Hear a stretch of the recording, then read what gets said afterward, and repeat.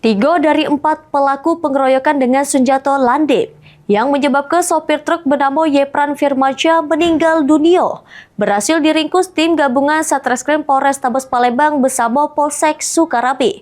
Motifnya emosi, gegara nyerobot pengisian BBM di SPBU.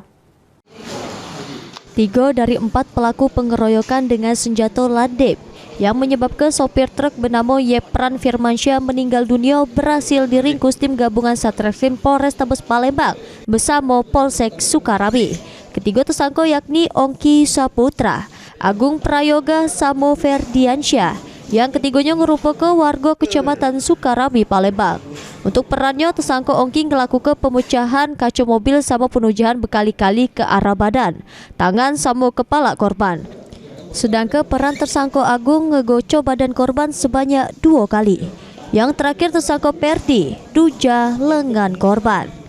Kasat Reskrim Polrestabes Palembang nyato ke motifnya dilatar belakangi emosi akibat saling serobot antrian BBM sehingga terjadi pengeroyokan sama pembacokan yang nyebab ke korban meninggal dunia.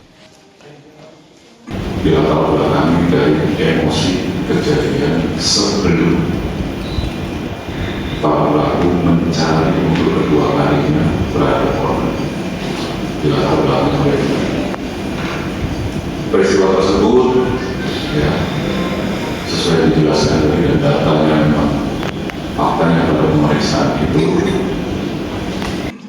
Herwahyudi, PAL TV.